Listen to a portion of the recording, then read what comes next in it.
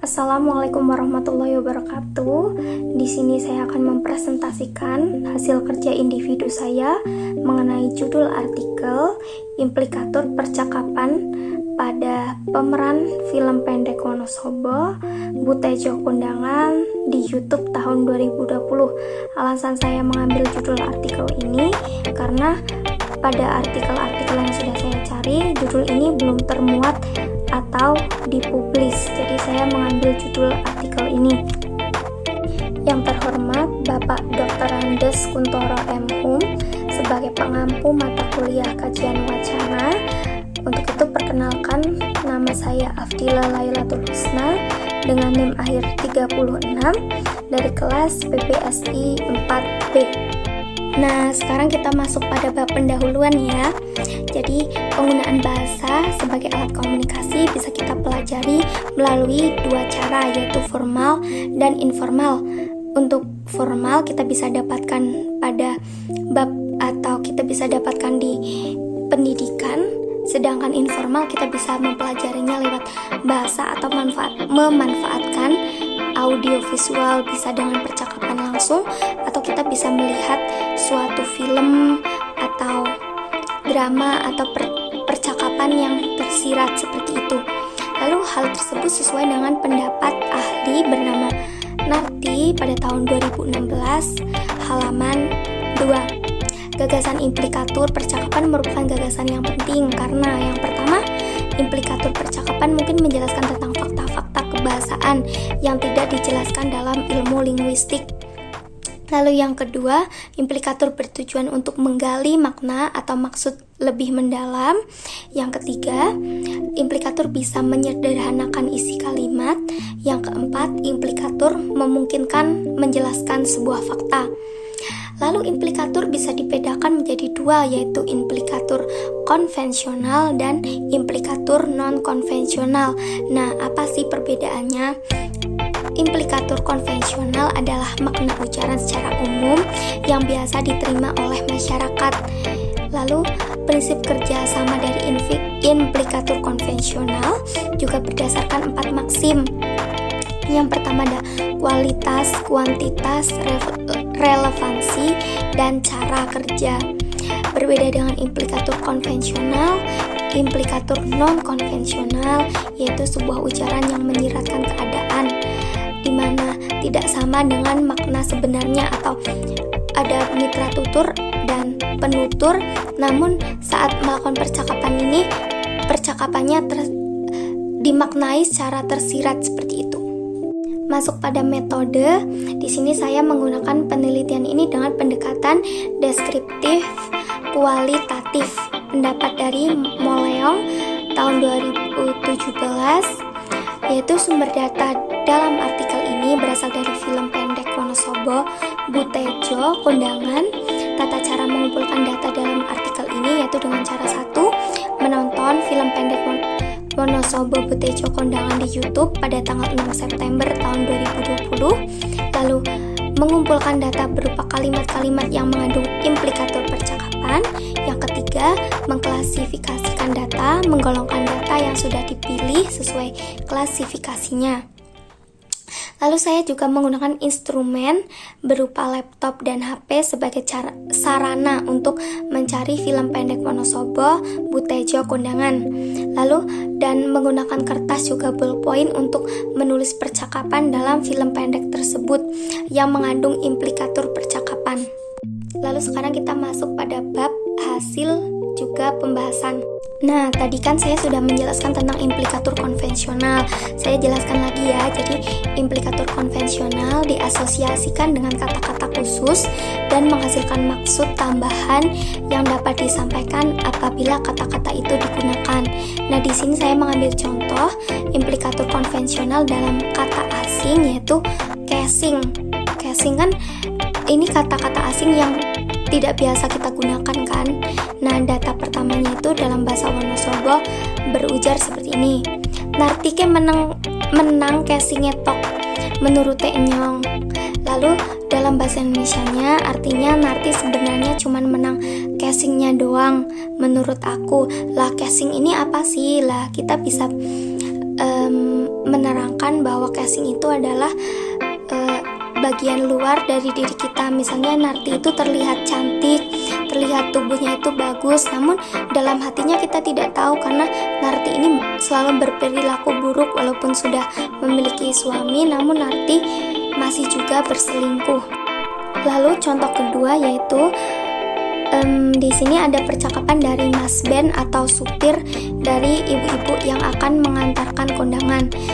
Dia mengatakan, bajingan mencenka menungsa cari acek ngater kondangan malah hurung teka-teka wis bayari murah kaya larang-larang mono parengana ana sik randa ya ibu-ibune bukan menawane ya ana sik gelem karo nyong ana sik nemplok.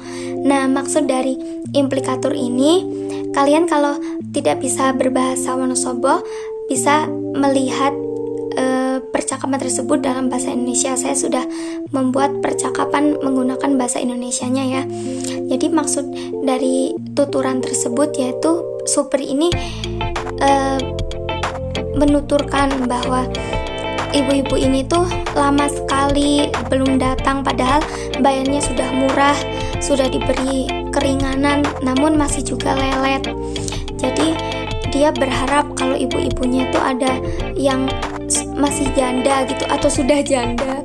Jadi mbok menowo atau mungkin ada yang mau dengan supir tersebut. Lalu contoh yang ketiga yaitu dalam bahasa Wonosobo. Jadi menurut nyongke wong zaman siki zaman milenial kayak iki nek harap pamit metu omong sik genah, nek harap mangkat sekolah ya sekolah, ngaji ya ngaji, ora malah melengse, malah sik wis ngopeni. Lah maksud dari tuturan tersebut adalah tuturan tersebut dituturkan oleh Bu Tejo dan maksudnya itu untuk mengingatkan kepada kita kaum milenial terutama anak-anak muda agar bisa menjaga dirinya, lalu terbuka dengan orang tua, dan sebelum keluar rumah tuh kita harus izin terlebih dahulu. Jadi orang tua tuh bisa mengontrol kita seperti itu, karena kasihan nanti kalau kita ada apa-apa kan orang tua juga yang repot kan. Jadi seperti itu, untuk menjaga ketenangan kita semua kita harus saling jujur dan mau terbuka dengan orang tua. Pada implikatur ya, implikatur yang pertama saya menemukan ada implikatur percakapan antara Mas Ben dan Mbak Mi, yaitu tuturannya seperti ini. Nah kia malah pungkringan ngerepoti tok, pungkringan paha kayak ikili wes payu. Lah maksud dari tuturan tersebut adalah pungkringan dalam bahasa Wonosobo adalah kurus, tubuhnya itu kurus. Jadi walaupun tubuhnya kurus seperti ini kan sudah payu dalam hal ini maksudnya itu tersirat, yaitu payu itu sudah laku atau sudah ada yang mempunyai seperti itu. Karena Mbak Mi di sini sudah menikah, jadi otomatis payu itu dalam kutip dia sudah bersuami atau dia sudah menikah. Nah, lalu ada implikatur melarang. Di sini data 2 yaitu dalam bahasa Wonosobo, Mas Ben tuh mengatakan, "Kulo kan niki sak ngater kondangan, iki Rika malah nutup dalan kek prige Pak."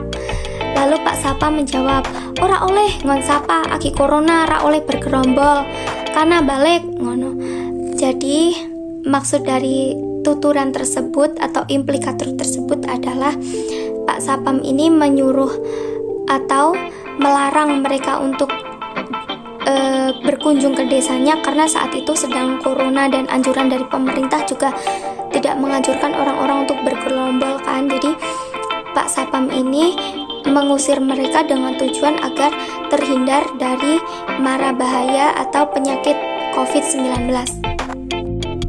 Lalu masuk pada implikatur percakapan menegaskan. Di sini ada data 3 dalam bahasa Wonosobo. Ada Bu Yayu yang mengatakan, "He, Bu Tejo, tapi ya memper nek kayak bocah meteng set, wong biongane bae mbiyen meteng enom." Maksudnya adalah dalam bahasa Indonesia, "He, Ibu Tejo, tapi ya bener kalau memang anak itu hamil duluan, soalnya kan ibunya dulu itu pernah hamil muda gitu." Jadi maksud dari implikatur percakapan menegaskan di sini adalah mereka kan ibu-ibu ini mau kondangan. Nah, kondangan ini untuk menghadiri pesta pernikahan dari Lastri, yaitu anak dari Ibu Noni. Dan emang Ibu Noni ini kan perilakunya tuh buruk zaman dahulunya.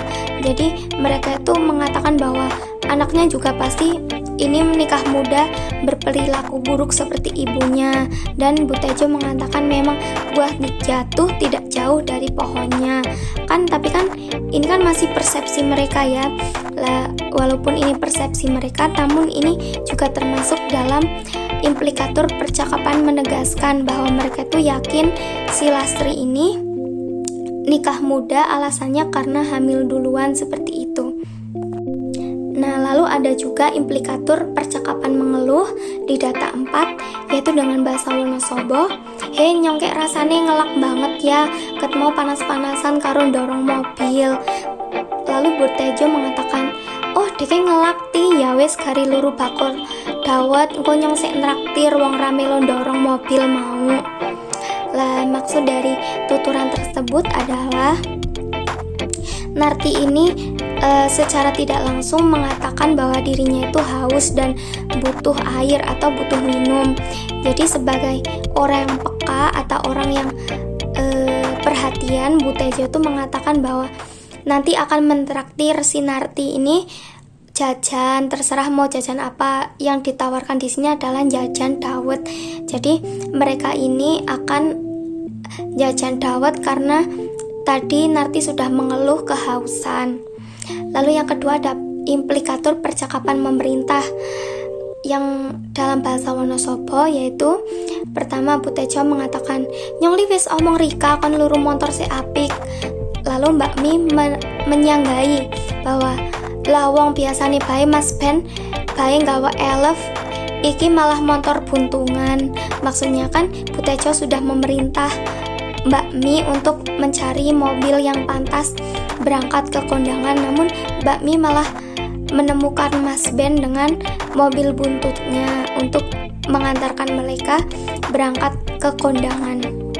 Nah, tidak terasa ya kita sudah sampai ke kesimpulan.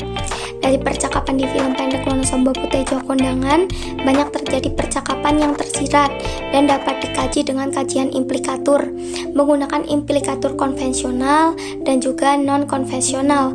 Walaupun percakapan terjadi dalam film pendek, namun bisa dikaji menggunakan kajian implikator percakapan.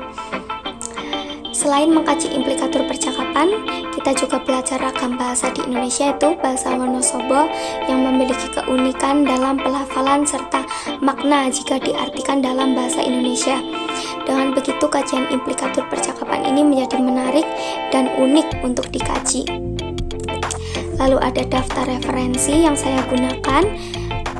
Dan yang terakhir, saya ucapkan terima kasih banyak atas atensi kalian dalam mendukung dan menyaksikan saya. Terima kasih. Wassalamualaikum warahmatullahi wabarakatuh.